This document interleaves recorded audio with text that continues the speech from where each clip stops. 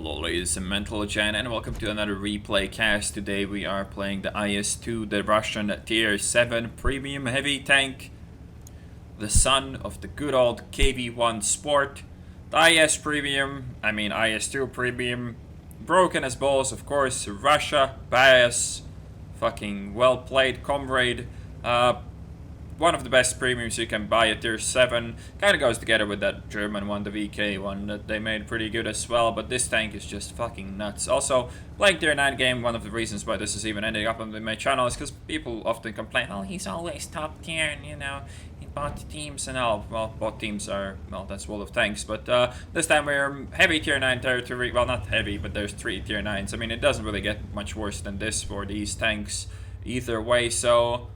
First things first, we get a good spawn, we trade with a light tank, we hit for 370, he hits for 2 something, so always getting a better of that trade, and you know, good tier 7, good alpha. But, you know, it's fine because this gun is super inaccurate, as we just saw there with me shooting on the move. And as we see here, me shooting without aiming as well, we can clearly see how irrelevant, I mean, the accuracy is in this game. I mean, these tanks, all the Russian derp guns are balanced just because of how inaccurate they are, so it's fine. Another 422 without aiming, of course, and we do bounce a Ferdinand shot, so nothing unbalanced to see here whatsoever. I mean, I remember all those million times I've done, like, what...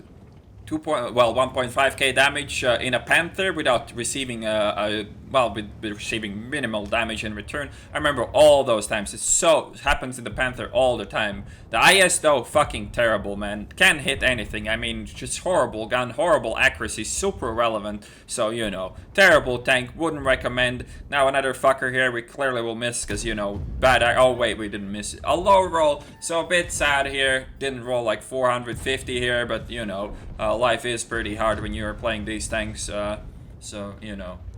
Often people ask me, would you pick this or T29? This is the first shot that we didn't pen when we kind of got greedy and didn't aim it properly. Well, we actually could afford to aim it, unlike the previous shots. A lot of people ask me, which is you think the best tier 7 heavy? And most people would answer to that would be a T29, but... well, the T29 is really powerful, especially top tier, and even more so if you use the 90mm gun and spam full APCR. It is a really powerful tank, but at the same time, the IS just shits on it when it comes to higher tier games. I mean, 175 pen is not that bad for a caliber this large at this tier. You can still pen most sides of tanks and most asses, and the tank is reasonably, well, way more mobile than the T29 or the Tiger or anything like that. So yeah, this tank without a doubt is much superior, at least for me, than all the other tier 7 heavies, and not even talking about tier 7 mediums. Tier 7 mediums are probably one of the worst tanks in the game. There's some that are not super terrible, but most of them are. So now Super Pershing is gonna face us. It's not really the greatest tank to face with the lack of penetration, I guess, but at the same time he's not really going to be able to face me alone, so he's going to show me his side. Not a bit unlucky shot there, hit his cheek armor there, but at the same time, again, I didn't aim at him and he wasn't even looking at me, but you know, that's how Russian tank work. Miss 1, hit 5 more, no problem, comrade. And the fact that I only have to peek once every 10 seconds or so is also nice, and to kind of prevent him from focusing me. Another clearly fully aimed shot there, 430 damage to a tier 8.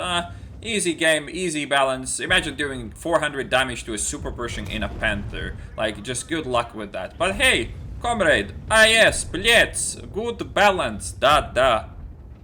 Now we gotta start dealing with the tier 9s. We dealt with some tier 8 scouts, some tier 8 mediums. Now it's time for some tier 9 heavies, and yeah, side of the turret again, half-assed shot there, didn't really... well, we weren't in any danger there to get shot, so it was all fine. Now this is gonna be a dodgy shot because we can't really see much of him, but hey, Stalin the guard shell, 377 damage, no problem. Bit of a cock block for this guy, but he kind of played this weird as well, but you know, I'll go in front of him and prevent him from dying if that is his problem. So, you know, if he wants to drive backwards, he can, and if the IS wants to shoot me, he can also do that. And since that guy's dead now, the only real enemy here left is the E5. Going for the tracking shot first, we're gonna flank him, as, you know, IS doesn't really have the capability of penning that frontally, and once we flank him, we make him completely vulnerable to everybody in front of him as well. So another shot into the ass, 420, blaze it. Russia not biased at all. Tier 7 heavy shitting on a tier 9. Why the fuck not, comrade? So now the E75 is dealt with, and the only guy they have left in this game is a Borsig. Kind of a ruffle stump of a game, but when you look at the end plate, I kind of feel like this is just worth mentioning how fucking capable this tank is, regardless of the matchmaking. Could have aimed that better as well, but hey, you know, miss one, no problem. Hit more, 5 more. Not gonna be able to hit anything in this game anymore, but you know, whatever. And here we see the end plate. Ace tanker, 12,277 experience with that times 5, 4,628 damage done, and 442 assisted as well. Only got 1 kill, that's why the experience is actually not that high. Only 1,574.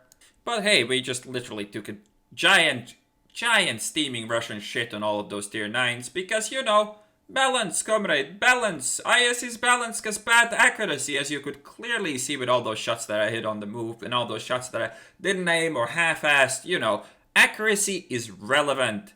Relevant number in World of Tanks. Trust the accuracy number. The better the accuracy, the better the tank. Clearly. Obvious example here.